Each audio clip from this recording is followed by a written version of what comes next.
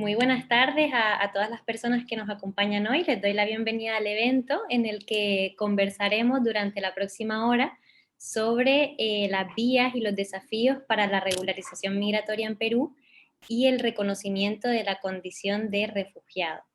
Quisiera primero presentar y agradecer a nuestros panelistas de hoy. Nos acompaña Ferin Freyer, ella es profesora de la Universidad del Pacífico e investigadora del Centro de Investigación de la misma universidad, con amplia experiencia en temas de política migratoria y refugio en la región.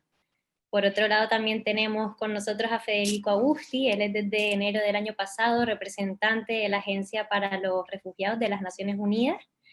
Y por último nos acompaña Nalí Briceño, ella es coordinadora de la Clínica Jurídica de Atención a Solicitantes de Refugio y Refugiados de la Universidad Antonio Ruiz de Montoya y la Asociación Encuentros. Analí además fue ganadora de nuestro programa de financiamiento de investigaciones externas y justo hoy se ha publicado en nuestra página web su investigación sobre la calidad migratoria humanitaria y su relación con los derechos de la población venezolana en Perú. También realizado en conjunto con Jordi Ugaz, Carlos Godoy y Ander Alonso Pastor. Entonces hoy aprovecharemos también la ocasión para que Analí pueda compartir con nosotros algunos de los hallazgos principales de esta investigación que podrán encontrar en el link del chat y en la página web.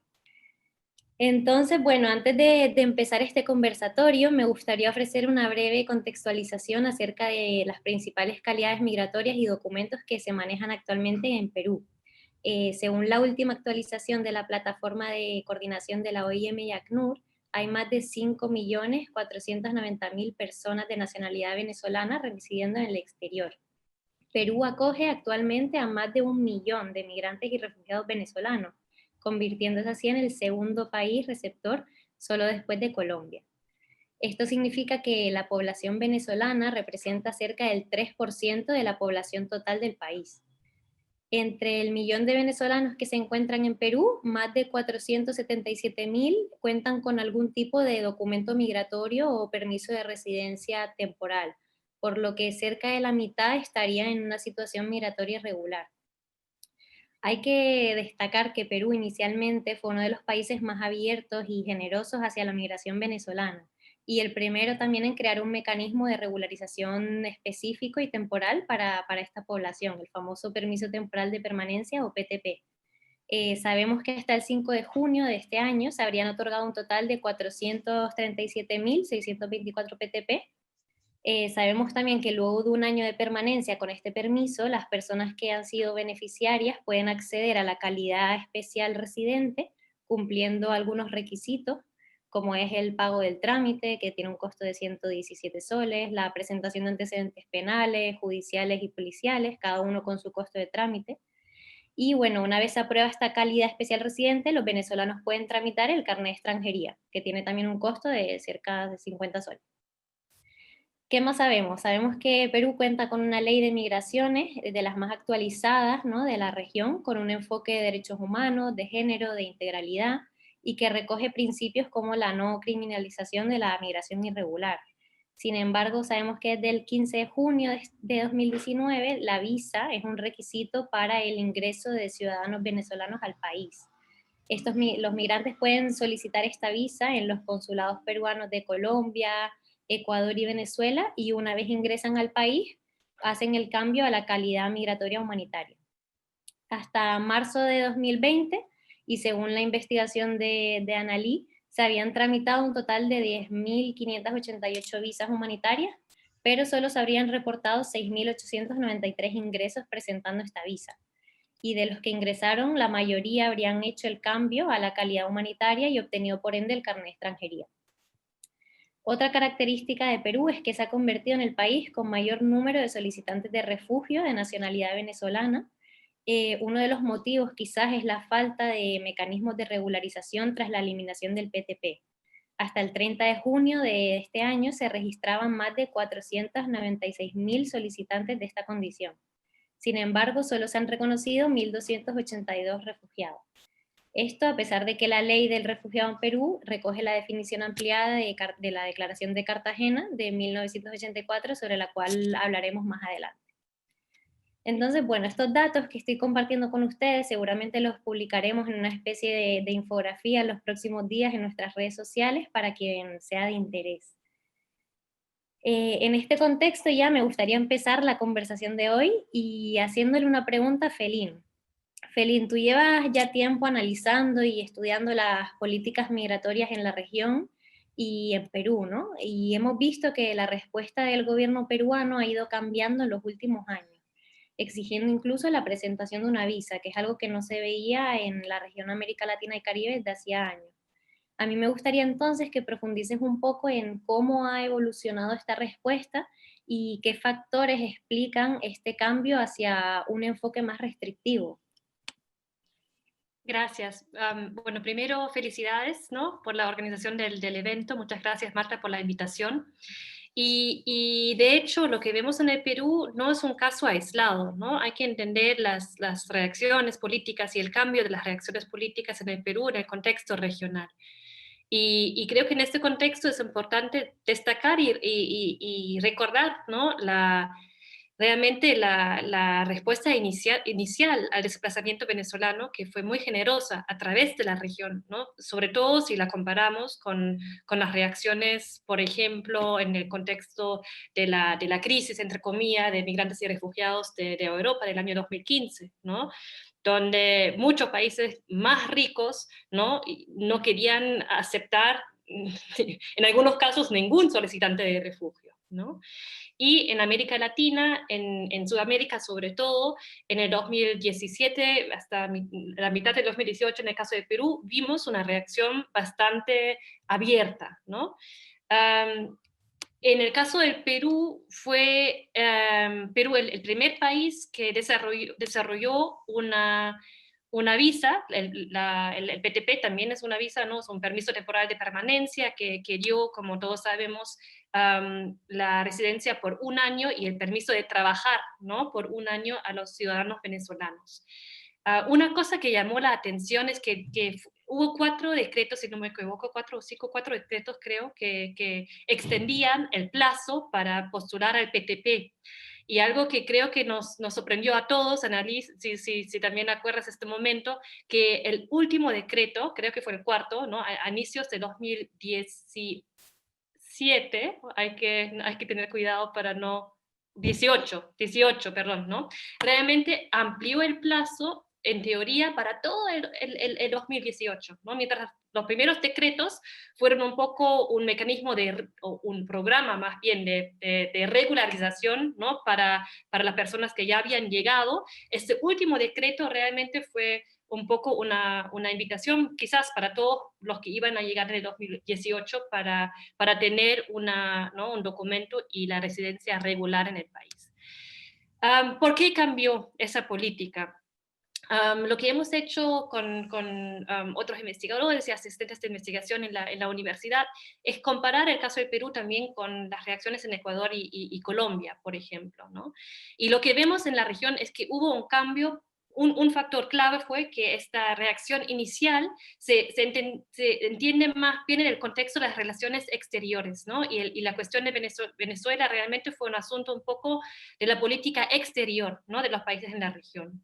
También hay que entender que no había mucha experiencia con flujos tan masivos, y que hubo un cambio, ¿no?, en las percepciones y en la opinión pública sobre el asunto. Entonces, mi punto es que en el primer instante esta reacción muy progresista, muy abierta, se entiende en una lógica de relaciones exteriores y política exterior. Pero con el aumento de la inmigración, que fue una migración que creció y creció muy rápido, cambió la opinión pública. En un primer instante fue una acogida muy cálida, ¿no? Y eso casi un par de años después, y con todo lo que vemos hoy en día en los medios, el problema de la criminalización de la migración venezolana, casi ya no nos podemos imaginar que fue tan diferente hace poco tiempo, en realidad, ¿no? Al inicio de esta migración, que fue más bien un discurso de reciprocidad, ¿no? Los recuerdos de la migración peruana a Venezuela. Yo me acuerdo de tantas conversaciones de gente que decía, no, ahora nos toca a nosotros recibir, acoger y proteger, ¿no? Y lamentablemente, yo siempre lo analizo un poco en el contexto de las campañas electorales, en el contexto de las elecciones municipales del 2018, ¿correcto? Eso cambió, ¿no? Entonces cambió mucho el discurso público, cambió mucho el discurso en los medios, y con eso, en el caso de Perú, pero también de Ecuador, por ejemplo, cambió el enfoque, ¿no? De políticas exteriores a políticas domésticas, a cuestiones de políticos, ¿no? Que querían responder o tomar en cuenta este cambio lamentable muy negativo, ¿no? En la opinión pública. Y creo que también el tema de falta de experiencia y de no saber cómo manejar, ¿no? Y manejar ¿no? La regularización justamente y la integración de números cada vez más grandes de migrantes. No me quiero extender más, podría contar más, pero yo creo que esos puntos, ¿no? Sobre todo los números que crecieron, quizás también el cambio un poco del perfil, de las características de los y las inmigrantes y solicitantes de refugio, y ¿no? Este cambio en el enfoque de la política, de la política exterior a la interior. Sí, Felín, en este marco, ¿no? De esta nueva narrativa, Amnistía Internacional publicó en febrero de este año un informe acerca del procedimiento de solicitar refugio en frontera y expresaba que se habían producido algunos cambios en este procedimiento. A mí me gustaría preguntarle a Federico, ¿no? Que nos acompaña hoy desde ACNUR, ¿cómo, ¿cómo han sido estos cambios? ¿Ustedes han podido documentarlos? Y en caso de que sí, ¿podrías explicarnos un poco cuál es la dinámica? ¿Cuál ha sido esta dinámica en frontera? Sí, muchas gracias Marta y gracias Felín por la explicación. Yo creo que solo me quedo pensando mientras Felín hacía la explicación un poco del cambio de política, de un foco, digamos, una política exterior, una política interior. Algunas cuestiones que quizás se puedan sumar, pero claro, obviamente Felín las conoce todas, nada más que a veces es tiempo que uno tiene, pero también creo que ha impactado los cambios de la política en las perspectivas, ¿no? Las perspectivas que se veían al inicio de una crisis era una crisis con cierta temporalidad, pero con el pasar de los años, esa temporalidad o ese fin de la crisis no se veía. Y en países, en este caso, como el caso de Perú, pero podría ser Ecuador, Colombia, etcétera, eran países que no estaban acostumbrados a recibir migrantes, eran países de emigración, básicamente, y sus políticas y sus programas estaban orientados a sus nacionales en el exterior. De golpe se encontraron recibiendo un enorme número de personas desplazadas. Y al inicio la perspectiva es, ok, claro, ¿cómo no vamos a dar la bienvenida cuando nos han recibido a todos nosotros? Y nuestras políticas tenían que ver con proteger y dar acceso a derechos a nuestros nacionales afuera. Pero luego se encontraron de alguna manera con los desafíos de los países de inmigración, ¿no? Con los desafíos de los países que reciben personas desplazadas. Y esa perspectiva a futuro era que no se veía ya a mediados o fines del 2018, no se veía una crisis que se iba a terminar en el corto plazo, y de hecho aún continúa. Entonces ahí también inciden algunas otras cuestiones que de alguna manera Felín también lo explica bien cuando habla de ese foco en la política interior, en donde la propia ciudadanía empieza a abrir los ojos y de una buena recepción empiezan a tener ciertos temores al extranjero, empiezan a surgir los mitos típicos, digamos, de vincular al extranjero con la inseguridad, con la falta de trabajo, con el abuso de los servicios públicos, en fin, temas que aún hoy todavía vemos en los medios cuando se habla de la criminalización de los migrantes o refugiados, y cuando uno mira los datos estadísticos, bueno, los números son súper bajos, pero cuando uno mira un noticiero o cuando mira los datos o la información en los diarios parece mucho más abultada. Así que hay algunas cuestiones que me quedaban ahí en la reflexión de lo que mencionaba Felín, que son interesantes. Ahora, dicho eso, volviendo quizás a los números que tú mencionabas, Marta, Perú tiene más de la mitad de los solicitantes de refugio de todo el mundo venezolanos, más de la mitad están en Perú. Entonces, para poner en perspectiva, diría, en primer lugar, que el sistema de asilo en Perú ha dado un primer paso como ningún otro país. ningún otro país, en América ni en ningún lado en relación a los venezolanos. Ahora, los sistemas de asilo son sistemas en general, particularmente en América Latina, que estaban acostumbrados a recibir números muy pequeños. Y el caso de Perú es un buen ejemplo. Hace 4 años atrás no recibían más de 300 solicitudes por año. Si en todo un año recibían 300 solicitudes, es decir, menos de una solicitud por día en promedio. Y hemos tenido el año pasado días en donde hemos superado en un día más de 4.000 solicitudes, más de casi 15 veces más lo que antes recibían en un año, ¿no? Esto para poner las dimensiones de lo que son los sistemas y de cómo funcionan, ¿no? Son sistemas ideados para poca gente que de golpe recibieron números absolutamente inimaginables para los cuales no estaban en absoluto preparados.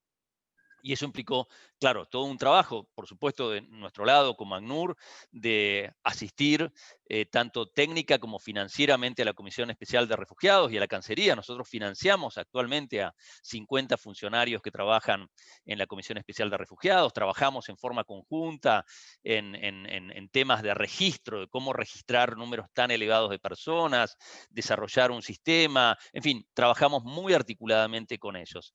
Y eso, digo, primer resultado es que los números son números muy grandes. Y por supuesto hay distintas formas de interpretarlos. Uno, efectivamente, es porque las personas tienen necesidades de protección, otra es porque además, y quizás son complementarios, es que además no hay un sistema hoy migratorio abierto para que permita a los venezolanos poder tramitar o solicitar su residencia, básicamente, digamos, como decía Felín, con la finalización del PTP en octubre del 2018. Entonces ahí hay un poco parte de las explicaciones. Luego las situaciones fueron mutando, cambiando, en donde, de vuelta, no quiero por ahí ser repetitivo, pero agarrando el hilo de lo que decía Felín, bueno, se empezaron a implementar en varios países, en Chile, en Perú, en Ecuador, esquemas de visas humanitarias, y esos esquemas de visas humanitarias implicaban que las personas para poder circular tenían muchas restricciones. Entonces se van convirtiendo como filtros, ¿no?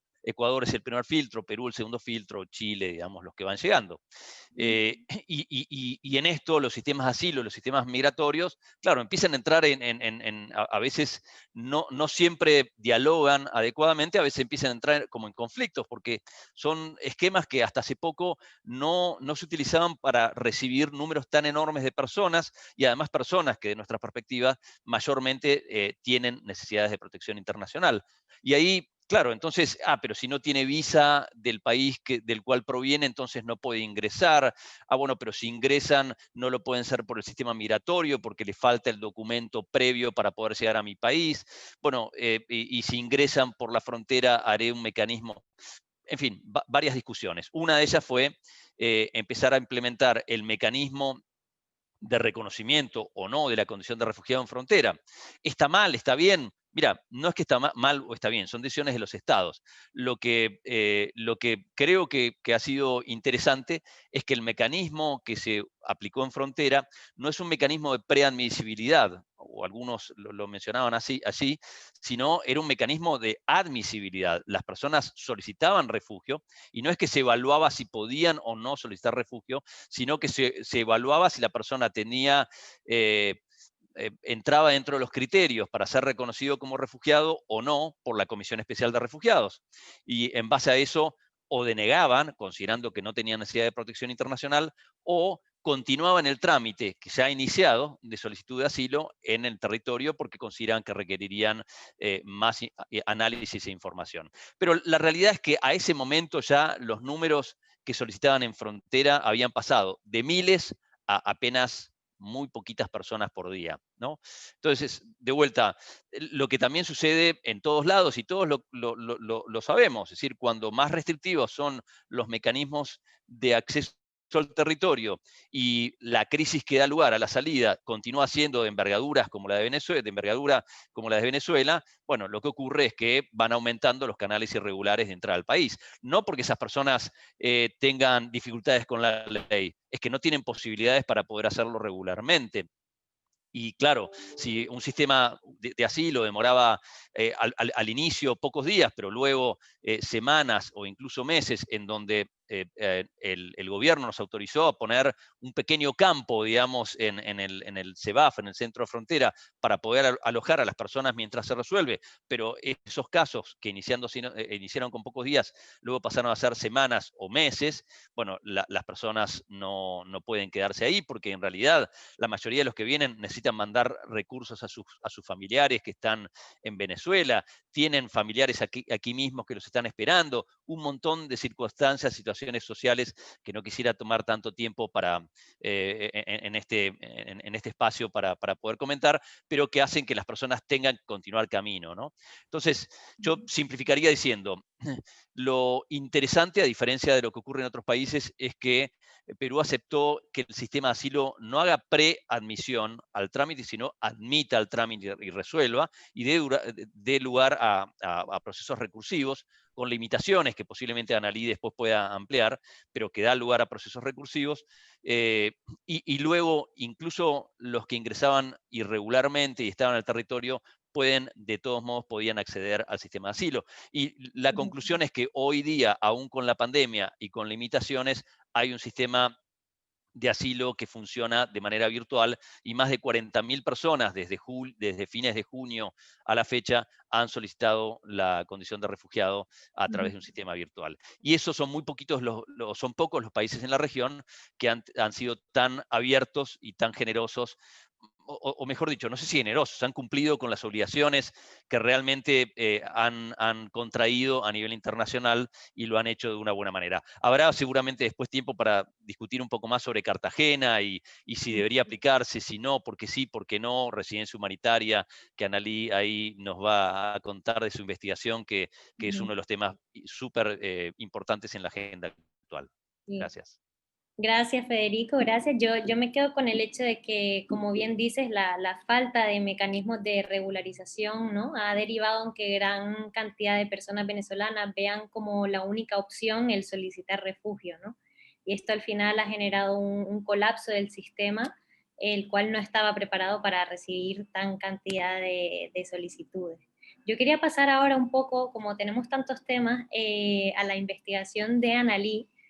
Analí, tengo unas cuantas preguntas.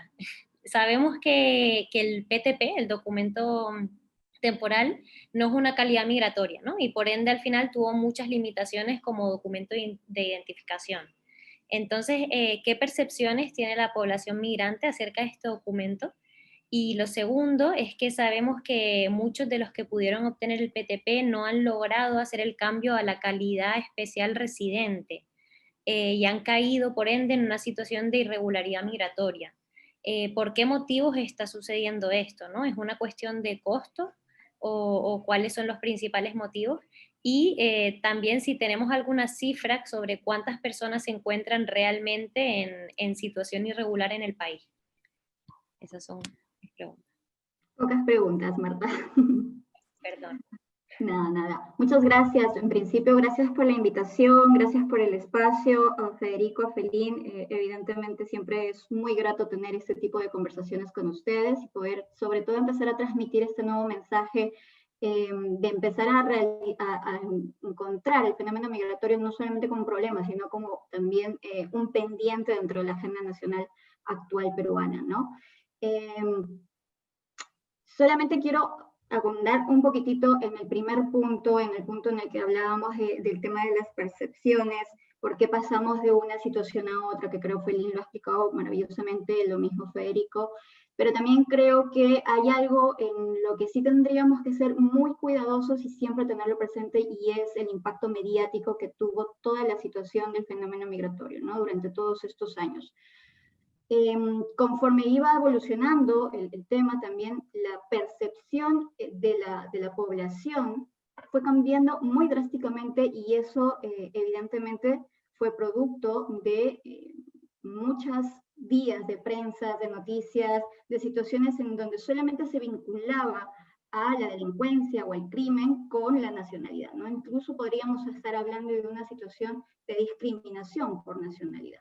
todos esos aspectos evidentemente empezaron a tener una tendencia al pánico que hizo retroceder en muchísimos aspectos a medidas muy favorables que se habían empezado a tener, como por ejemplo era el PTP, que dicho sea de paso, el último PTP exactamente retrocedió los plazos, es decir, hizo una evaluación negativa para que la población ya no pudiera continuar el trámite hacia el 2019, que era lo que en principio estaba en el decreto que dio parte a lo que era el PTP, ¿no? Entonces yo creo que el tema del impacto mediático también fue una de las grandes situaciones que finalmente hizo que hoy por hoy tengamos muchísimos problemas para lo que es la integración de las personas migrantes solicitantes de refugio en nuestro país, ¿no? Porque definitivamente se han empezado a crear más medidas restrictivas y de hecho es una preocupación constante que nosotros desde Encuentros y desde la clínica jurídica tenemos, porque también cada vez se evidencia más un tema de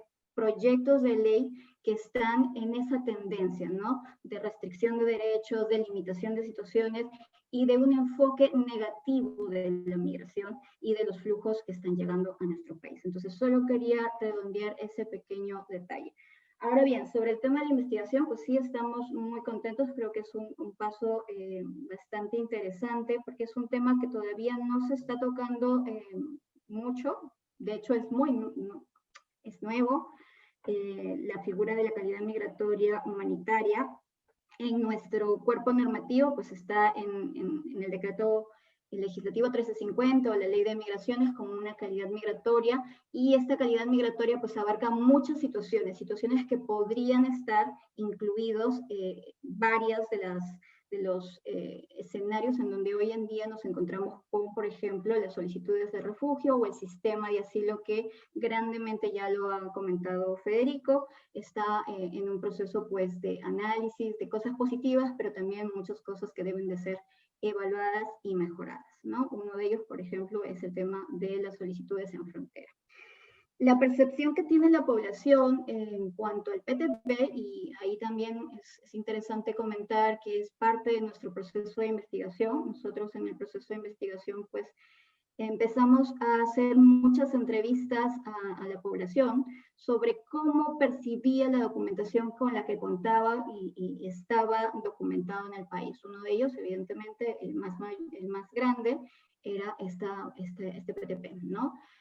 En términos generales, es una percepción positiva. Las personas migrantes han considerado que el PTP, y eso también reconociendo el esfuerzo que el Estado en un primer momento tuvo, es de gran ayuda. Es un documento que les sirve para iniciar un proceso de integración en el país.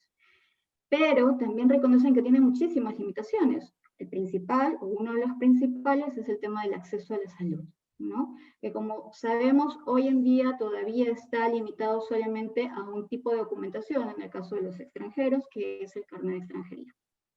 Y con ciertas limitaciones, por ejemplo, para lo que es el tema de carnet de solicitante de refugio. Entonces, las percepciones mayoritariamente son positivas, pero también reconocen que en términos prácticos, el PTP finalmente tiene una finalidad de demostrar su regularidad.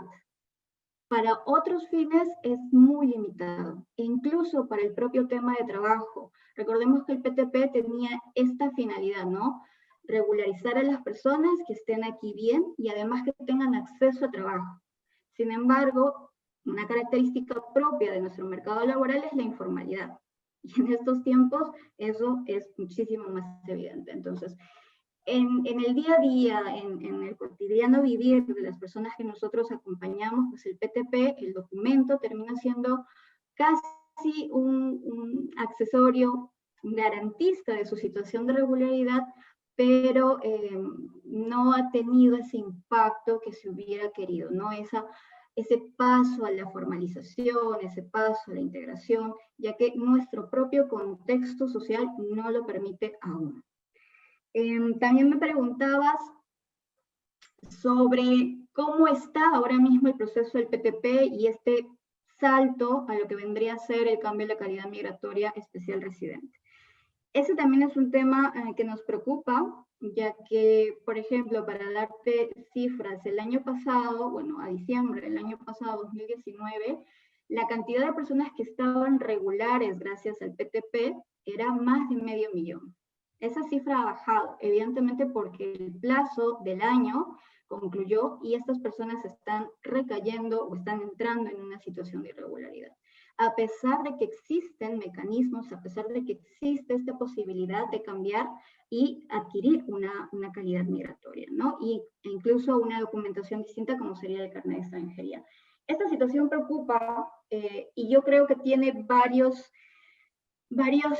formas de interpretarlo. Uno de ellos, sin duda alguna, es el tema económico. Pasar del PTP a una calidad migratoria tiene un costo, y eso también es importante decirlo porque muchas veces se crea o se generan estas falsas ideas de que las personas extranjeras en el país tienen todo gratis o pueden acceder a cualquier servicio o simplemente vienen a hacer un mal uso de los servicios públicos y a servirse de nosotros, ¿no? Por el contrario, poder acceder a una calidad migratoria genera tasas, genera tributos que deben de ingresar a las arcas del Estado peruano. Para poder acceder a una calidad migratoria, en promedio se debe de contar con 300 soles, en promedio. Entre los requisitos, el derecho en sí al trámite y finalmente el documento o el plástico generado que es el carnet de extranjería. Si esto lo multiplicamos por una familia que puede tener 3 adultos, pues estamos hablando de casi 1000 soles. ¿De acuerdo? Podremos decir, bueno, 1000 soles se puede ahorrar, se puede acceder y se puede llegar a esa regularidad. Sin embargo, muchas veces también somos muy conscientes que las personas extranjeras en nuestro país viven el día a día. O sea, trabajan para vivir, trabajan para pagar sus gastos e incluso trabajan para poder enviar dinero a sus familiares que todavía se encuentran en su país de origen. Entonces, llegar a esa capacidad de ahorros termina siendo muy, muy sacrificado. Esa es una de las razones por las cuales hoy en día tenemos una decreciente formalidad o regularidad de las personas que han podido tener o han podido acceder a ese PTP. Otro tema también es el desconocimiento. Muchas personas creen que por haber pasado el año ya no pueden tramitar este cambio de calidad migratoria, lo cual en la actualidad no viene siendo así, ¿no? En la actualidad todavía existe la posibilidad de que a pesar de que nos encontramos en una situación migratoria irregular, vamos a llamarlo porque se nos acabó el año, todavía existe esta posibilidad de hacer este cambio pagando la multa. Nuevamente caemos en un tema económico, pero que el sistema migratorio, la Superintendencia Nacional de Migraciones también ha dado ciertos canales para poder facilitar la regularización aun cuando se encuentre vencido, cuando se encuentre esta situación de multa, ¿no? Entonces, un factor es el tema económico, otro factor es el tema de información de la propia población, y ahí también el rol que nosotros jugamos, la sociedad civil, los actores humanitarios, es muy importante porque necesitamos empezar a dar a entender a la población la importancia de la regularidad y los canales que aún existen para ello, ¿no? Entonces, para sintetizar, para ir cerrando, ¿hay un decrecimiento en el tema de las personas regularizadas en el país? Sí, sí lo hay. ¿Hay canales que pueden ser optados por las personas que adquirieron el PTP? También lo hay. Entonces, es necesario y es importante que nosotros podamos acompañar los procesos de estas personas para que vuelvan a su situación regular y con ello puedan acceder nuevamente a derechos y a su proceso de integración. Gracias, Analí, por tu respuesta. Sí, yo creo que ahí en las encuestas que hemos levantado de Equilibrium también el costo de los trámites es siempre el mayor desafío que experimenta la población para regularizar su situación migratoria. Entonces, como bien dices, esta población está en condiciones de vulnerabilidad y no solo el costo del trámite, sino también cuando tienes el PTP vencido, la multa que se genera por cada día con PTP vencido, al final el costo total de eso es casi inalcanzable para esta población, ¿no? Entonces creo que sí luego hablaremos más sobre incentivos para regularizar. A mí, Feli, me gustaría preguntarte volviendo un poco al tema de la visa, ¿no? Hemos visto que países como Ecuador, Chile exigen también este tipo de mecanismos. Y solo saber que en Ecuador el trámite tiene un costo de $50 nos hace cuestionarnos un poco el carácter humanitario de este tipo de medidas, ¿no? Como has documentado en varias de tus investigaciones. ¿Qué sabemos hasta ahora de las intenciones de esta visa y del impacto que puede tener para el caso de Perú? Sí, yo creo que ahí me puedo agarrar un poco de una palabra clave que utilizaste tú, Federico, ¿no? Son los filtros, ¿no? Y yo claramente veo esas visas humanitarias como filtros, ¿no? Am, Volviendo un poco, ¿no? Otra vez, si pensamos en esta historia, este cambio, ¿no? de una política de bienvenida, de puertas abiertas o de puertas abiertas a la inmigración regular, y eso es el punto importante si pensamos en regularización, ¿no? En entrada regular y también en la protección, ¿no? Entonces, como ya hemos mencionado varias veces, el PTP terminó en octubre de 2018 con la posibilidad de solicitar, ¿no? Creo que para todos los que habían entrado hasta fines de octubre de 2018, pero se podía postular hasta fines del año de 2018. Y en el mismo momento, ¿no? Se cambió la política porque se hizo necesario el pasaporte, ¿no? Para poder entrar como venezolano al Perú. Eso fue un poco la primera política o el primer filtro. Y eso, muy interesante, fue contestado, ¿no? La justicia en el Perú, el sistema judicial, ¿no? Realmente estuvo en contra de esta política y hubo un poco, ¿no? Una pelea, se podría decir, o un debate entre Ejecutivo y Poder Judicial, si era legítimo o no pedir el pasaporte a los ciudadanos venezolanos, y al final creo que fue a partir del enero, no, inicios de 2019, que sí se decidió que fue el requisito, ¿no? Nuevo, el pasaporte. Y fue justo en este momento, Federico, corrígeme si estoy mal, pero en este momento vimos este incremento muy significativo de solicitudes de refugio, ¿no? Justamente para las personas. Y ojo, yo creo que es muy, muy importante también destacar que siempre, ¿no? En este flujo, y no hemos hablado sobre Cartagena todavía, hay personas con necesidad de protección internacional. Entonces, no estamos diciendo, no, ninguno de nosotros, que solamente se ve el aumento de solicitudes de refugio porque no hay manera de regularización o de entrada regular al país, ¿no? Eso es muy importante. Y si quieres, al final ahora de la intervención puedo mencionar Cartagena brevemente, ¿no?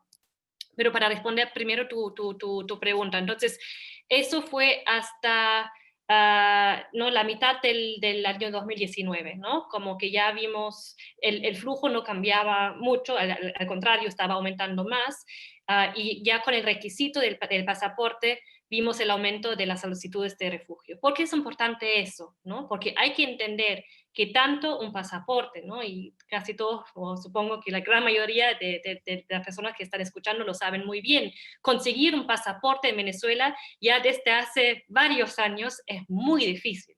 Es muy difícil porque es muy caro, ¿no? Ya de por sí, y porque para realmente recibirlo en muchos casos hay que pagar, ¿no? Por abajo de la mesa, y simplemente se vuelve un factor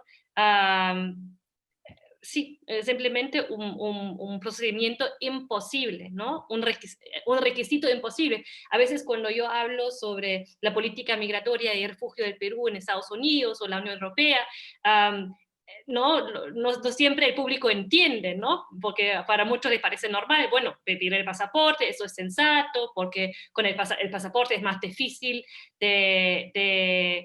quizás con el DNI es más fácil que los documentos sean truchos o falsos, ¿no? Quizás el pasaporte es el documento más seguro y los países tienen un interés en realmente saber que la persona que entra es la persona que dice, ¿no? Y que además, ¿no? Un poco por el tema o por ese discurso también, ¿no? De la seguridad nacional y la necesidad o el derecho de los estados de controlar y realmente saber quiénes entran, el pasaporte es reconocido como un documento más seguro. Pero ¿qué pasó ya solamente con el requisito del pasaporte? Si tú tienes que salir de Venezuela, si tú tienes que trabajar ¿no? para asegurarte que tú sobrevives o que tus hijos, tus familiares, o contigo en Perú o en Venezuela sobreviven, eso no va a cambiar tu decisión de emigrar o de emigrar al Perú. Y lo que tenemos que entender es que en nuestra región no controlamos nuestras fronteras. De hecho, ningún país del mundo no tiene el control 100% de sus fronteras. Y lo que pasa en la práctica, cuando ponemos más requisitos a las vías regulares de migración, es que empujamos a las mismas personas hacia vías irregulares, ¿no? Eso pasó con el requisito del pasaporte, pero en menor manera, perdón, en menor escala, porque todavía había la posibilidad de entrar de manera regular como solicitante de refugio, ¿no? Básicamente para todos, para simplificar las cosas un poquito. Igual ya vimos, ¿no? En este entonces, por reportes de las ONGs trabajando en frontera, un aumento también de flujos irregulares, porque no todos sabían que existía esa posibilidad de solicitar refugio en frontera y entrar como solicitantes de refugio, ¿no? En fin, lo que vimos tanto con la visa humanitaria en Ecuador como con la de Perú y también la anterior, la visa de responsabilidad democrática de Chile, ¿no? que todos tienen nombres muy bonitos, pero en la práctica significan barreras, ¿no? Para la entrada y la inmigración regular. A eso se suma no solamente los costos para conseguir todos los documentos, el pasaporte, también en el caso de la visa humanitaria necesitan ¿cómo se llaman? Los antecedentes penales, ¿no? Que en muchos casos en Venezuela tampoco consigues si no ¿no? Pagas por abajo de la mesa. Entonces, simplemente esos requisitos de por sí eran muy difíciles de conseguir. Y el problema es que sabemos que ese tipo de requisitos no van a parar a flujos migratorios, sobre todo cuando son humanitarios, sobre todo cuando son personas que necesitan protección. Y al final lo que pasa es un poco contradictorio, ¿no? Pero los estados a veces ponen estos requisitos porque dicen que no los DNIs, ¿no? O los documentos de identidad no eran lo suficientemente seguros, queremos más seguridad, queremos dar la posibilidad de venir, pero necesitamos los pasaportes, y al final, como empujamos a las personas hacia la irregularidad, no sabemos cuántos son, ni quiénes son, ni necesariamente por dónde entran. Y perdón, me olvidé de la última cosa que quería decir. La otra barrera no solamente fueron los costos, pero también los plazos, ¿no? Entonces, ni siquiera sé para cuándo dan ahora las citas para la visa humanitaria en Venezuela, pero antes del COVID las daban para el año 2021 o 2022, ¿no? Entonces, ahí yo sí soy muy crítica, porque si estamos hablando de una visa humanitaria que implica la intención de protección, ¿no? Protección internacional por ahí, pero damos citas para dentro de 2 o 3 años, no estamos hablando de visas humanitarias ni de protección, ¿no? Obviamente siempre hay que entender, ¿no? Federico, tú lo destacaste, y lo mismo, ¿no? Aplica a las visas humanitarias en Venezuela o en los consulados del Perú. Son números muy elevados, entonces en términos prácticos es muy difícil atender a tantas personas, eso también hay que entender, ¿no? Pero para resumir un poco esta intervención, realmente veo esas visas humanitarias como eufemismos realmente para filtros, para disminuir un poco el flujo regular, con el problema que por lo menos pre-COVID y pre-cierre de fronteras, eso no necesariamente significaba que los flujos bajaban, sino que el flujo regular bajaba, ¿no? Sí. No, me permites una pequeña intervención solo para complementar a Felín, y siempre me encanta escucharla porque tiene toda la visión completa. Yo tengo un background también de haber trabajado durante 20 años en el servicio migratorio en mi país, así que me encanta también escuchar cuestiones que tienen, digamos, un foco más en la parte migratoria y no lo de protección. Y en esto creo que hay que complementar ambos sistemas. Y efectivamente coincido con lo que dice Felín, de que las visas humanitarias en los países de alguna manera era un mecanismo para regular los ingresos. Toda visa es un mecanismo de regulación. Las visas son mecanismos que regulan quién entra o quién no estando en el exterior, ¿no? Ahora, lo que hay también es una oportunidad. La tecnología nos ha mostrado que tenemos que adaptar nuestras formas de respuesta y como bien decía Felín, el pasaporte de alguna manera apunta básicamente a dos cuestiones, a mayor seguridad en lo que es el documento de viaje por excelencia, y el segundo es a tener un soporte físico donde se estampa la visa. Básicamente, digamos, son los motivos por los cuales se utiliza, digamos, el pasaporte en términos de visados. Quizás la oportunidad está en cambiar este esquema de la visa como una barrera a la visa como una certeza y algo factible para las personas que puedan utilizar este mecanismo estando en el exterior. Certeza porque, por supuesto que sería, es decir, técnicamente la visa humanitaria no está mal, técnicamente es una herramienta más e interesante.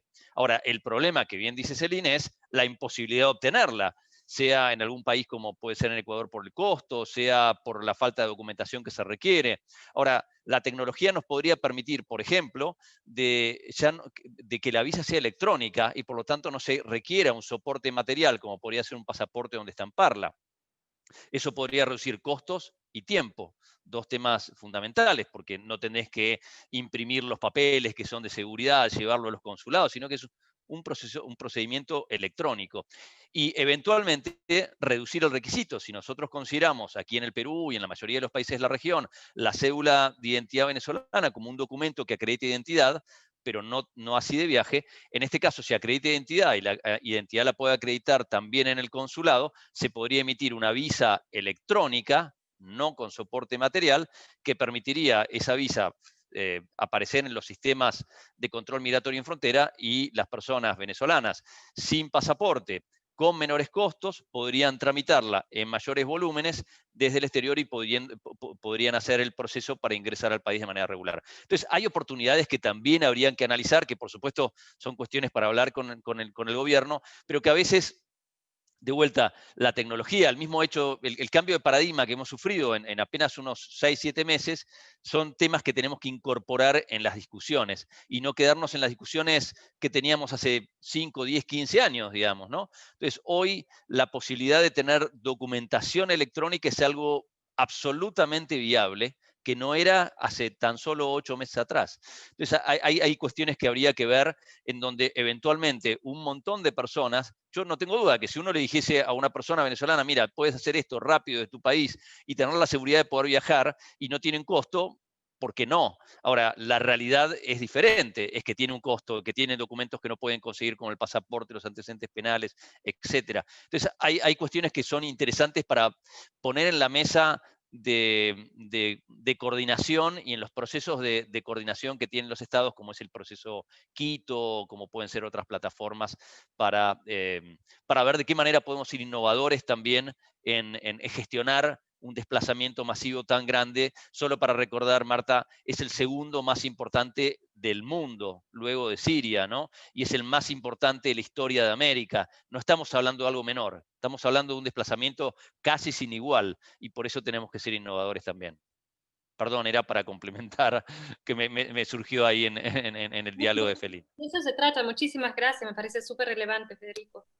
Sí, gracias Federico por también hablar sobre nuevas oportunidades que nos ofrece también estos tiempos de pandemia, ¿no? Luego hablaremos quizás un poco acerca de la reanudación de los trámites virtuales de refugio, que también hemos visto que la plataforma recientemente se ha activado. Entonces sí, esperamos que haya oportunidades para cambios. A mí antes de pasar al tema de refugio y de los procedimientos y de los solicitantes, me gustaría que Analí nos comentase un poco acerca de esta calidad humanitaria, no solo sobre la visa, ¿no? Sabemos que la ley de migraciones recoge esta nueva calidad humanitaria para personas que también se encuentran dentro de territorio peruano y no solo para personas fuera, incluyendo entre algunos de los supuestos a solicitantes de refugio o asilo. Sin embargo, en la práctica vemos que solo se está implementando a través de la visa, ¿no? Entonces, Analí, ¿nos puedes contar un poco más acerca de la calidad humanitaria, de qué son, cuándo se puede aplicar, cuándo no, y qué desafíos existen para su correcta aplicación, ¿no? Gracias, Marta. Efectivamente, la calidad humanitaria se encuentra en nuestra ley de migraciones, en la 1350, y da dos escenarios, nos brinda dos escenarios en los cuales van a poder aplicar a esta calidad, ¿no? Una va a ser fuera del territorio nacional y otra se supone dentro del territorio nacional cumpliendo una serie de características. En la actualidad podemos ver que esta calidad migratoria se está materializando solo en el escenario en el que las personas se encuentran en el exterior, ¿no? Y se está materializando a través de esta visa humanitaria. Si bien es cierto, una vez ingresado al territorio nacional van a poder acceder a la calidad y van a poder acceder a la documentación, incluso las prórrogas que hoy en día se están dando y que felizmente Migraciones ha dado una directiva en las cuales se puede hacer de una manera muchísimo más sencilla, incluso sin costos. El primer obstáculo, o uno de los primeros obstáculos, va a ser poder acceder a la visa, ¿no? Y creo que ya Felín lo ha graficado de una manera bastante oportuna. A mí solamente me quedaría agregar que hasta marzo de este año han sido nada más 10.500 personas las que pudieron acceder a esta visa, y de hecho ingresar con dicha visa solamente 6.000. La explicación pueden ser varias, puede ser finalmente que la persona desistió de venir, puede ser de que encontró nuevos obstáculos en este proceso, y ahí, dicho sea de paso, en fronteras se tienen varias prácticas, como por ejemplo el no permitir el ingreso con la visa, aún contando con esta visa, si no se cuenta con los sellos de los países previos, ¿no? Y recordemos nuevamente que Ecuador es uno de estos países que también ha impulsado el tema de poder acceder y transitar por su territorio con dicha documentación, con una visa. Por ende, hay muchas personas que, a pesar de contar con este documento, que nuevamente es una odisea bastante grande poder llegar a accederla por el tema del pasaporte, por el tema de los costos, por el tema del tiempo de tramitarlo, no van a ingresar o no han ingresado, nuevamente ingresando de manera irregular, sumando a este universo ya bastante amplio de personas que se encuentran en condiciones de irregularidad y por ende también de vulnerabilidad. Además de ello, de estas 6.000 que lograron ingresar, también por el tema de la investigación pudimos acceder a algunos datos por un tema de acceso a la información pública, que solamente 4.000 de esas 6.000 que ingresaron con la calidad migratoria luego hicieron el cambio efectivo a lo que es la calidad migratoria, ¿no? Entonces vamos viendo cómo va disminuyendo o va yendo en un degradé la figura en sí de esta visa. Ese es el primer obstáculo. Y digamos, ese es el escenario todavía más alentador en el que nos encontramos cuando hablamos de la calidad migratoria humanitaria. El otro escenario es cuando ya se tendría que aplicar el segundo supuesto, que es el supuesto en el que las personas se encuentren en el territorio nacional y quieran aplicar a esta calidad. En ese escenario, pues podemos decir que todavía no se han hecho muchos avances, en realidad, a pesar de que la ley establece cuáles serían los supuestos, y como digo, uno de ellos habla también de las personas que no han sido consideradas o que no tendrían todos los elementos para poder ser reconocidos bajo la condición de refugio, tendrían ese chance, tendrían esa oportunidad de poder tener ese tipo de protección, ¿no?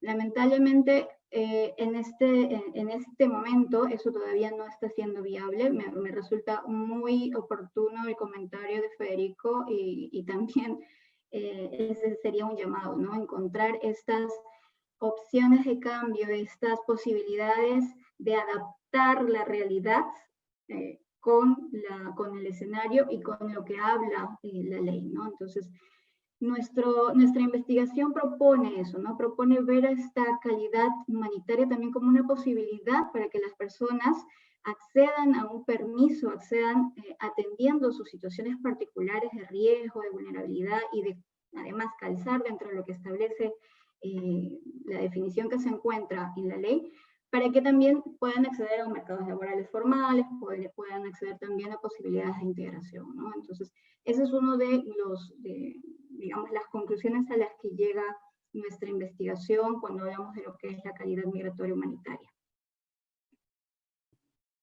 Gracias, Annalise. Sí, yo creo que uno de los factores que quizás están impidiendo a esta población con visa ya tramitada ingresar a territorio fue el hecho de, como tú comentaste, que Ecuador también exige una visa y los sellos en el pasaporte. Quizás esta población no sabía que tenía ese requisito en Ecuador, o hay muchos motivos que pueden explicar esto, ¿no? Pero sin duda se abre una puerta para que la calidad humanitaria también se pueda aplicar quizás dentro del territorio.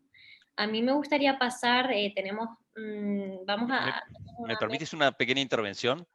Sí, claro. Marta, solo para también complementar lo que bien comentan Ali, la residencia humanitaria efectivamente es algo que se viene hablando con las autoridades desde hace un tiempo para ver la posibilidad de implementar a distintas personas. Pueden ser los que quedaron fuera del PTP, pueden ser los que se les venció el procedimiento, pueden ser incluso los solicitantes de refugio. Y efectivamente sobre eso se viene conversando y después obviamente ahí me bajé el documento de Annalise para leerlo, pero dentro de lo que es la residencia humanitaria, quizás como para complementar, tiene unas características muy similares a lo que en otros países llaman la protección temporal, ¿no? Y efectivamente en el reglamento, digamos, de la ley que define, digamos, la residencia humanitaria, refieren a que es una calidad migratoria de protección, en donde Perú brinda protección. Y de alguna manera la propia calificación de residencia humanitaria es para aplicar a personas en donde su vida, su seguridad o su integridad corre riesgo ante una crisis humanitaria reconocida internacionalmente, que de alguna manera se asemeja bastante a lo que contempla Cartagena, con distintos niveles y que requerirían más tiempo, pero de alguna manera se asemeja, incluyendo a que dentro de los beneficiarios de la residencia humanitaria se contempla como beneficiarios de esa residencia a los solicitantes de asilo o de refugio. Están contemplados como beneficiarios de la residencia, algo que es bastante atípico en las legislaciones migratorias a nivel global. Es bastante atípico. Sin embargo, aquí se lo incluye y por lo tanto eventualmente uno puede entender de que se aplique la residencia humanitaria para solicitantes de asilo como un mecanismo más práctico y rápido para implementar o para solucionar una cuestión documental, ¿no? A miles de personas, como en este caso a cientos de miles de personas, 500.000 de personas. Así que ahí hay varias discusiones que estamos manteniendo que tienen que ver con la posibilidad de que los solicitantes de refugio puedan obtener una residencia humanitaria, pensando en el número, y que eventualmente aquellos que por su lado tienen temores de ser retornados o por distintos motivos, que no debería ocurrir porque la visa humanitaria tiene este mismo criterio. En la medida que se mantenga una crisis humanitaria, esa persona no puede ser devuelta por la misma condición de humanitaria y que califica de que hay una crisis en el país en donde la vida, seguridad e integridad de las personas puede estar en riesgo.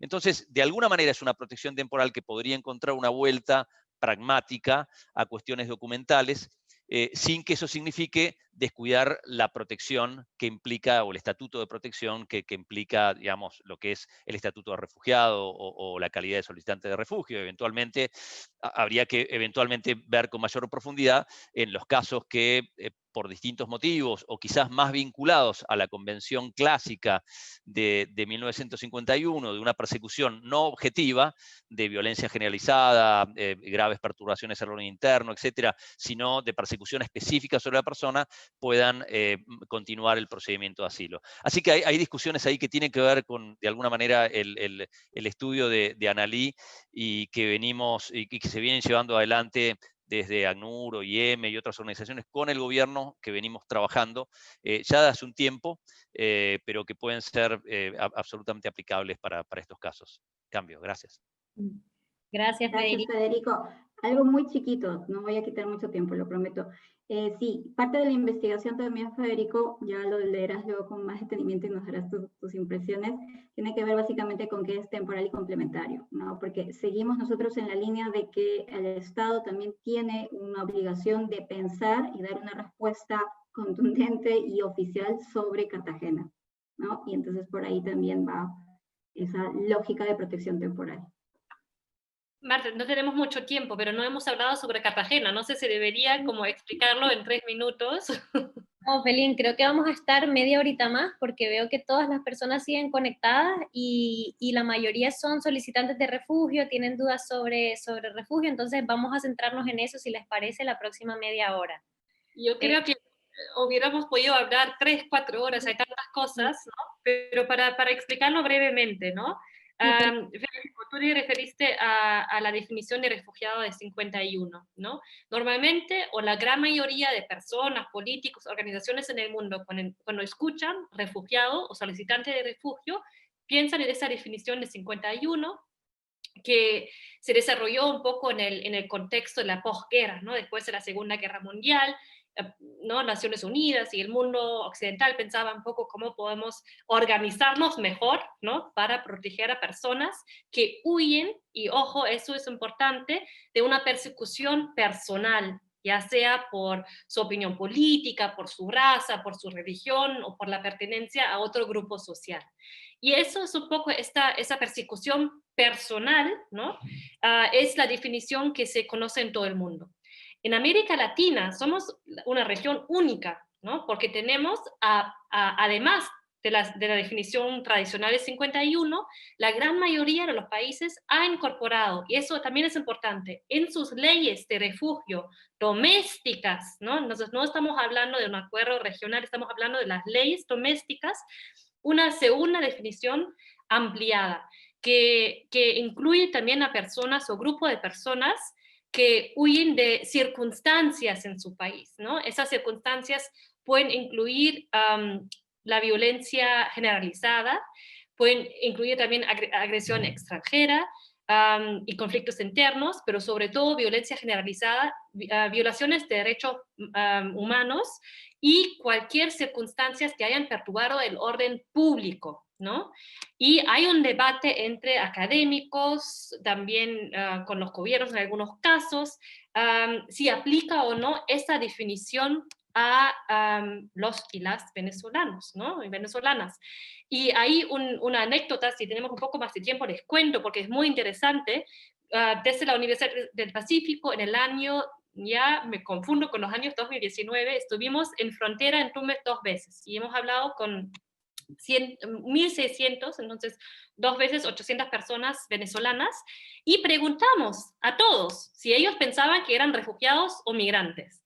Y en un primer instante, tengo los números acá, cuando preguntamos, ¿no? en un inicio, solamente el 39% se autoidentificaba como refugiado, ¿no?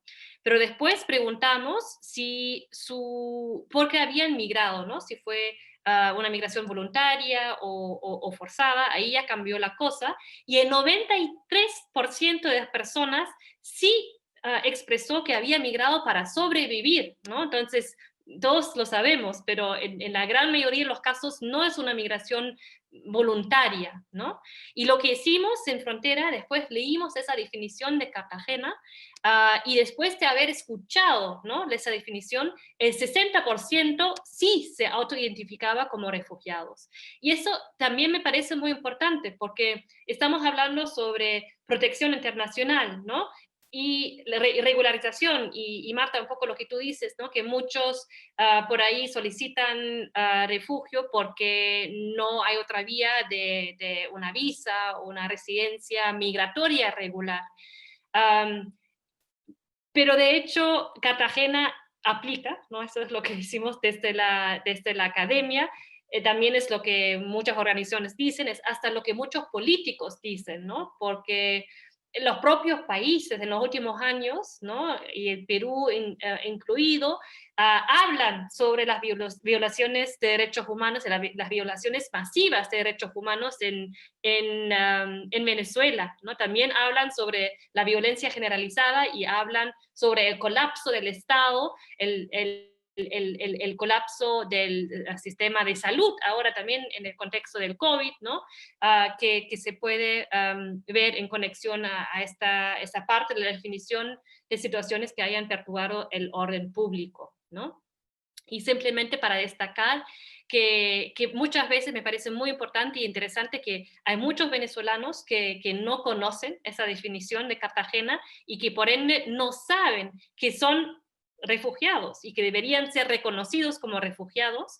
Y en esas entrevistas en frontera muchos dijeron, no, pero los refugiados son los sirios en los campos, ¿no? En los campos de refugiados. Y entonces me parece un dato importante, y que esa falta de información que muchas veces identificamos también aplica a veces a la falta de información, ¿no? Sobre el hecho de los derechos que uno tiene, ¿no? Y las definiciones de refugiados que deberían aplicar, y los derechos que eso implica en cuanto a la protección internacional, ¿no? Quizás para cerrar, solamente comentarles que Brasil y México son los países que más han aplicado la definición de Cartagena a solicitantes de refugio venezolanos. Por lo que yo entiendo es que Perú también ha aplicado esa definición, pero en casos muy específicos, ¿no? Individuales, mientras en Brasil y México se ha aplicado a grupos de personas. Y lo que se argumenta es que en realidad esta aplicación a grupos, ¿no? Es en el espíritu de Cartagena, porque si tú huyes, ¿no? de una situación, de la situación en Venezuela, es probable que grupos de personas huyan de esa situación, ¿no? No solamente en individuos. Ahí me detengo, podría comentar mucho más, pero quizás Ana y Federico quieren decir algo, y si no, te devuelvo el micrófono a ti, Marta. Bueno, creo que podríamos hablar sobre la aplicación de Cartagena. No sé si Federico quieras comentar algo al respecto, pero Felín, te iba a proponer que si quizás puedes compartir por el grupo la investigación que hiciste recientemente con Isabel y Cecil acerca de la aplicabilidad de Cartagena para el caso de venezolano. Creo que me parece una muy, muy buena investigación y resume... Claro, el argumento jurídico, ¿no? Pero exacto, el argumento más jurídico. No se asusten, sí, con mucho gusto. Sí, debo decir, gracias Marta, debo decir que la investigación de Felín con Cecil y Isabel es excelente y muy clara. Ahora, creo, solamente retomando un poco lo que Felín decía, seguramente si hiciéramos una encuesta a todos los funcionarios de Perú o de cualquier otro país de qué significa ser un refugiado, probablemente las respuestas que obtendríamos serían mínimas.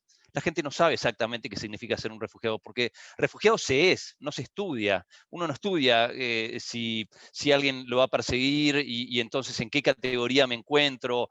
Uno no estudia qué es un conflicto interno. Uno no digamos, la gente normalmente, los que estamos en estos temas podemos saber qué es la Declaración de Cartagena, qué pasó en el año 84, por qué se aplicó, cuántos países la incorporaron, pero la gente no sabe. La gente lo que quiere es salir del país porque las condiciones en que vive han hecho que sea insostenible, o porque lo están persiguiendo por su opinión política, o por haber ido a manifestaciones, o por no estar de acuerdo con el régimen, o por escapar de una guerra. Eso es lo que sabe, y lo que sabe es que necesita poder llegar a otro país para tener seguridad, y lo que sabe es que requiere un documento. Entonces, a esa persona decirle, bueno, pero si estuviese la situación migratoria, hubiesen tramitado el PTP. Claro que sí, por supuesto, ¿quién no lo haría, digamos? Ahora, si uno explicara, o aquellos que estamos en las condiciones de poder analizarlo eventualmente, y los países que además tienen un marco jurídico que conocen y obligaciones que cumplir, uno puede ver que efectivamente hoy es difícil sostener en el caso de Venezuela que estamos hablando, que no haya violación masiva de derechos humanos con la cantidad de informes que han ido surgiendo a nivel internacional. No es lo que diga yo o lo que diga Amnesty, es informes que han salido del Alto Comisionado de Naciones Unidas para los Derechos Humanos, de la OEA, de organizaciones internacionales de todo tipo. Entonces hay un montón de información que evidencia de que ocurren violaciones a los derechos humanos, el mismo hecho de que países, en el caso de Perú, pero una enorme cantidad de países, la mayoría de los países de América del Sur, hayan reconocido a un presidente que es diferente al presidente que está en ejercicio, muestra que hay conflictos internos, digamos, solamente con partir de esa base, o que han aplicado la Carta Democrática en la OEA, o que han aplicado el protocolo de Ushuaia en el Mercosur, que implica el rompimiento del orden democrático, es decir, los estados muestran con sus acciones de que hay conflictos internos, y ni hablar, digamos, de las situaciones que uno evidencia y la misma crisis humanitaria que uno observa de que implica una grave perturbación al orden público. Esos elementos implican que la vida, seguridad o libertad de las personas entran en riesgo, y por eso creemos que se debería aplicar Cartagena a la mayoría de los supuestos. Claro, no a todos, hay personas que se han beneficiado con la situación o las circunstancias que ocurren en Venezuela, o hay cuestiones, digamos, o personas que no requieren la protección porque han cometido ilícitos en su propio país o han sido parte, digamos, de... En fin, pero no es una responsabilidad que debería recaer en las personas, porque las personas no tienen por qué conocer esas definiciones y esas categorías. En el fondo, las personas lo que requieren es poder reconstruir su vida, y para ello requieren acceder a un país, tener la protección de una documentación suficiente para estar de manera legal, poder acceder a los servicios públicos básicos de salud, educación, justicia, trabajo. Entonces, sobre ese marco es donde estamos, y quizás solo como una pequeña reflexión, efectivamente, como bien decía Felín, creo que ya son 16 los países de América Latina que han incorporado Cartagena en su legislación. De vuelta, entonces ya no es una declaración, es parte de la ley, es lo que tenemos que aplicar porque somos un Estado de Derecho y la tenemos que aplicar para todas las personas, a pesar de que eso implica una enorme carga, que es otra realidad. Entonces, los temores a veces de los estados están en la carga que implica el aplicar categorías que son absolutamente excepcionales. Cuando hablamos de refugiados, cuando hablamos, sea por Cartagena, por el reconocimiento convencional, hablamos de personas que salen de situaciones excepcionales, que no eran esperables en su mayoría de los casos, y por eso las legislaciones también son excepcionales, pero se tienen que aplicar cuando las situaciones se dan, para eso están, a pesar de las cargas que eso implica para todos los países, porque desconocer que es una enorme carga sería un absurdo, es una enorme carga, y de ahí, siendo una obligación, es que también la cooperación internacional juega un rol muy importante, y los países, no necesariamente los propios países que reciben, sino el resto de la comunidad internacional, debería apoyar a los países que reciben una enorme cantidad de personas con recursos técnicos y económicos, porque no hay magia, las actividades y la protección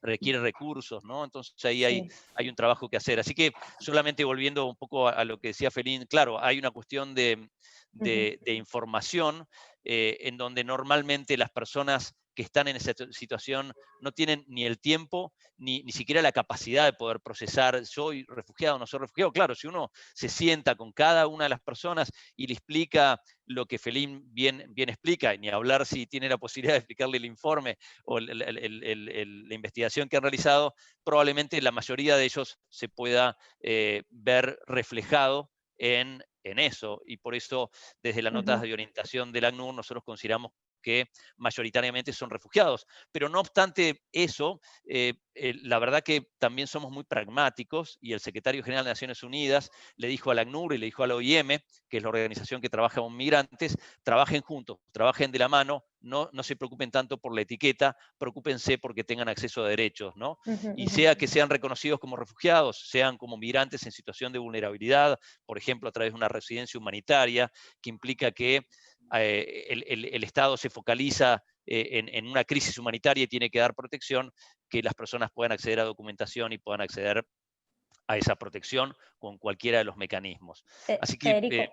sí, perdón, demasiado Dale. me preocupé. Adelante. Sí. Nada, te voy a cortar y justo voy a coger Claro. acerca de lo último que dices, ¿no? De que los documentos al final tienen que intentar que sean útiles, ¿no? Y que la población pueda integrarse de manera integral con los documentos que se les da. Entonces, hablando de refugio, claro, aplicabilidad de Cartagena, sabemos que sí, que públicamente el Grupo de Lima reconoce la violación de derechos humanos en Venezuela, pero sabemos que de momento no se está aplicando de manera estandarizada en Perú.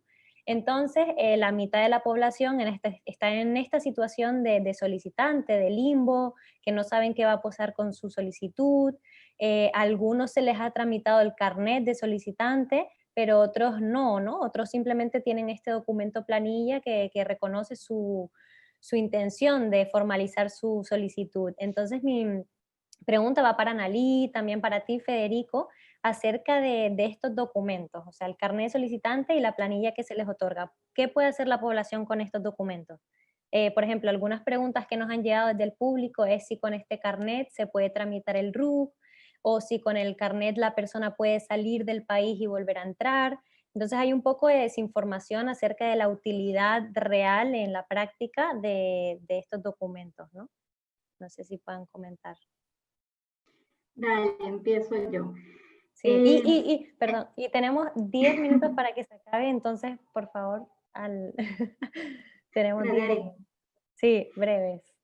Sí, para empezar, este documento del carnet de solicitante de refugio se encuentra, mejor dicho, el documento provisional que corrobora la situación de la solicitud de refugio se encuentra en la propia ley de refugio, que es la 27891, la ley peruana, ¿no? Entonces, esa misma ley también expone los diferentes derechos y deberes que los solicitantes y los refugiados tendrían que acogerse en este proceso. Hay actualmente un tema muy latente con la documentación y básicamente está en la cuestión del conocimiento en sí de lo que es la documentación, ¿no? Tradicionalmente se conoció o se llegó a conocer el documento como el carnet solicitante de refugio. Valgan verdades, la ley no establece que tiene que ser un carnet.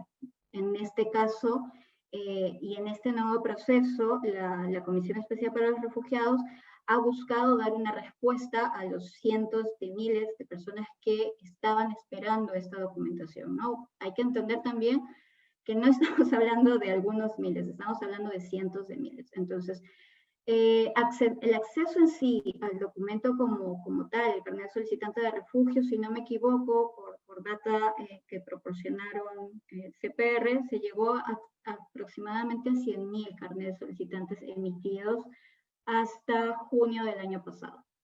Hoy en día contamos con otra documentación, que es esta constancia y esta autorización de trabajo. ¿Cuáles son los derechos a los que tendría la población acceso? El principal, y como lo dice el nombre, a trabajo, ¿no? Un trabajo formal, a un trabajo regular, y con toda la protección que esto tendría que tener. Nuevamente, el tema de desconocimiento genera tanto en la población solicitante como en la población de acogida este temor a recepcionar esta nueva documentación. ¿Por qué? Porque, bueno, también valgan verdades, ahora estamos hablando de una hoja con una firma mecánica que podría ser susceptible, pero no lo es porque tiene código de verificación y varios elementos que ahora hacen incluso muchísimo más complejos una adulteración de la documentación, un mal uso de ella, ¿no? Entonces,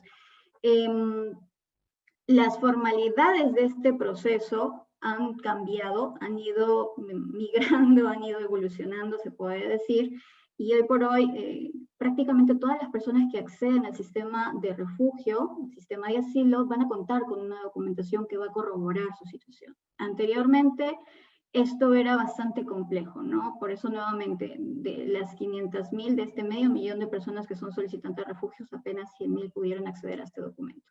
Se podría decir que esto mejoraría las condiciones de vida de las personas, porque finalmente cuentan con un documento probatorio de su proceso, e incluso este documento tiene una vigencia mucho más prolongada que el propio carnet de solicitante, porque el carnet de solicitante hablaba que tenía una vigencia de 60 días renovables, ¿no? Hoy por hoy esta autorización tiene una vigencia única hasta fin de este año, fines del 2020. sí, podríamos hablar de que tendría que haber una mejora. Sin embargo, nuevamente, reitero, es un proceso. Y es un proceso que muchas veces se viene desarrollando de una manera muy lenta y con muy pocos incentivos, porque es muy difícil, como creo que lo mencionaba Federico, hacerle entender en sí a un funcionario público quién es un solicitante de refugio, quién es un refugiado, es algo que todavía no se ha interiorizado en nuestros funcionarios, en nuestros sistemas propios. Entonces, presentarle estos cambios, que probablemente son además muy rápidos, y esta gran masa de personas ha también tenido sus complejidades, ¿no? Yo quisiera decir que esta nueva modalidad, esta nueva documentación va a servir, porque nuevamente es una documentación con la que van a contar todas las personas desde el primer momento en el que son solicitantes de refugio. Pero es un proceso largo y es un proceso que tiene que ser acompañado de mucha información, tanto a los propios solicitantes de cuáles son los derechos a los que están acogidos y los deberes, valgan también referirse a eso, como a los funcionarios públicos, ¿no? Y adecuar las normativas que se tenían para esta nueva documentación. Eso es lo que podría decir, y tratando de ser muy sucinta por el tiempo. Bueno, perdón Marta, solo más que complementar, porque sé que quedan mínimos minutos y Analí lo ha explicado súper bien. Tener en cuenta de que ya a nivel regional, no solamente aquí en Perú, cada país ha buscado abordar la temática de este desplazamiento masivo como nunca hemos visto, con distintos mecanismos. Algunos lo han hecho con mecanismos ad hoc, como fue el PTP, otros lo han hecho abriendo su sistema de asilo, también el caso de Perú. En algunos casos han aplicado acuerdos de movilidad regional, como ha sido el caso de Argentina, Brasil, Uruguay, con lo que se llama el acuerdo de residencia, que facilitaba el ingreso y el reconocimiento. Otros están avanzando, digamos, van evolucionando. El caso de Brasil, que mencionaba Felín, es un buen ejemplo, en donde inicialmente no reconocían como refugiados y ya desde fines del año pasado comenzaron a hacer reconocimientos bajo lo que es la Declaración de Cartagena, de forma bastante masiva, digamos. En una oportunidad reconocieron más de 20.000 personas, en otro más de 17.000 personas, digamos, en forma simultánea, con lo cual ya han llegado a cerca de 40.000 refugiados reconocidos, pero también lo está haciendo México, poco a poco Paraguay, me han comentado que Uruguay está en esa misma línea, Argentina. Entonces, de a poco los países empiezan también a evolucionar en su proceso de aprendizaje y de dónde categorizar a las personas que se ven desplazadas. En otros casos se están hablando la posibilidad de una residencia humanitaria, programas de regularización, como en Colombia. En fin, cada país está buscando cómo adecuar sus mecanismos, algunos con una mirada pragmática, otros con la infraestructura que tienen más acorde para responder. Y eso creo que en conjunto diría que en general América Latina, con las 1000 dificultades, y podemos entrar con el lápiz rojo a marcar, ha tenido una bastante buena respuesta a una situación tan dramática como la que se vive. Por supuesto, dentro de estos aprendizajes sería poder mejorar en esa respuesta y aplicar los instrumentos legales nacionales e internacionales para los cuales nos hemos comprometido. Pero hay cuestiones también muy interesantes para destacar. Llevaría otro webinar para poder continuar con esa, pero quería simplemente compartir con ustedes esa información también. Cambio. Muchas gracias, Federico. Yo creo que tu mensaje al final es un mensaje de oportunidad, ¿no? Y de saber que actualmente se están debatiendo algunas opciones para lidiar con este tema de los solicitantes de refugio que al final se encuentran en una situación de incertidumbre total, ¿no? Y de desprotección. Entonces, bueno, ya estamos llegando al final, 1 hora y media de evento. No sé si Felín, Analí quieran añadir 1 o 2 comentarios o desafíos pendientes para ya terminar con el evento. Y a nuestros asistentes hemos recibido un montón de dudas.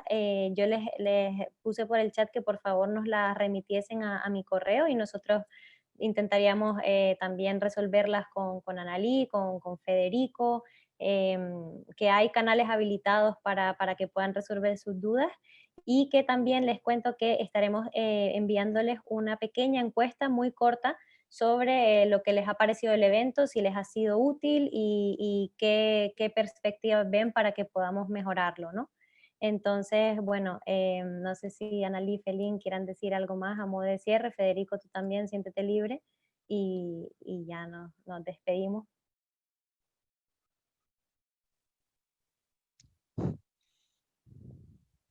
Analí. Vale. Hay algo que a mí me gusta decir mucho en cualquier espacio en el que me encuentro, y es básicamente que estamos ante una realidad nueva, pero no es una situación para la que tengamos que tener miedo, ¿no? El fenómeno migratorio es algo constante, dinámico y permanente. En el hecho, en este escenario en el que nosotros como país estemos viviendo este fenómeno, nos debe de hacer pensar, ¿no? Nos debe de hacer reflexionar y tratar de adaptarnos a esta situación, a este nuevo contexto. Y reflexionar en el sentido de que, ojo, la migración es dinámica, tenemos 3 millones de compatriotas fuera, o sea, no es algo ajeno a nosotros, ni es algo que se va a ir de la noche a la mañana. Había una pregunta en el chat que hablaba de cuáles serían los efectos de atracción de la migración en el país, ¿no? Porque hablábamos de los efectos que hacían huir o que daban un enfoque negativo. Uno de los efectos que va a tener consecuencias permanentes es, por ejemplo, los grupos familiares nuevos conformados aquí. Familias enteras, grupos, ¿no? Vidas hechas aquí en el país. Entonces, a mi parecer, y espero que de muchos, y empezar a tener este sano discurso y este sano debate, ¿no? Los derechos de las personas por encima de cuestiones políticas o de intereses políticos que puedan ser pasajeros. Hay medidas internacionales, hay instancias internacionales, hay un derecho detrás de todas estas personas que debemos recordar y siempre tener presente ante otros tipos de discursos. Y sobre eso, finalmente, para puntualizar, nuestra propia política interna debe de empezar a adaptarse a esto, ¿no?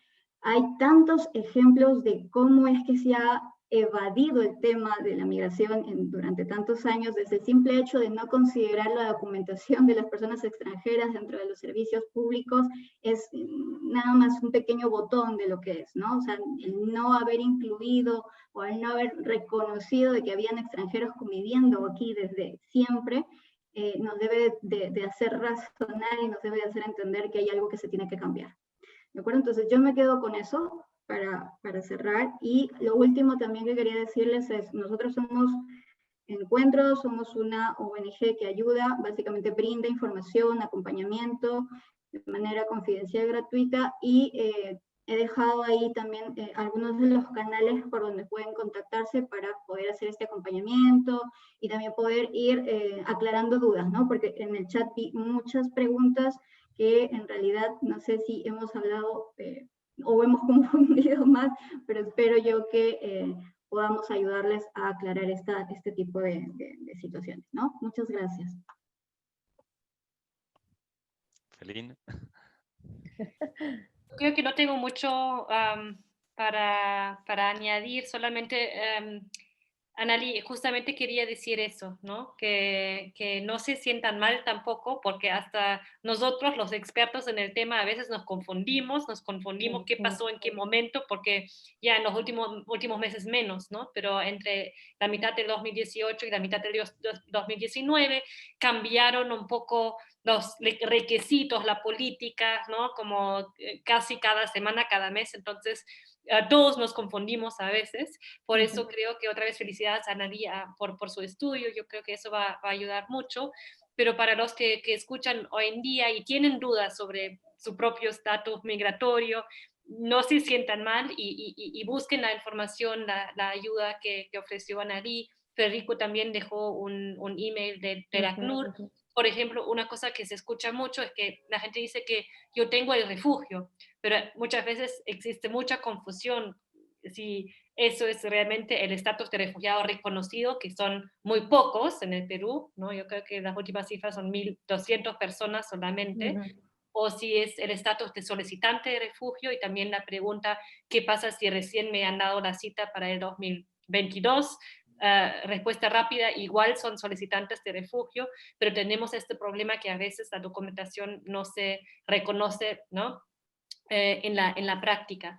Entonces, quizás mi llamado sería, traten de informarse, entendemos que a veces ¿no? es difícil, pero sí hay algunas organizaciones como Encuentros y ACNUR que pueden brindar la información, y yo creo que siempre ser informados ya es el primer paso para poder un poco solucionar ¿no? la situación quizás difícil migratoria en la cual se encuentran, y muchas veces también vimos en el chat que son diferentes miembros de las familias, ¿no? Con diferentes estatus migratorios.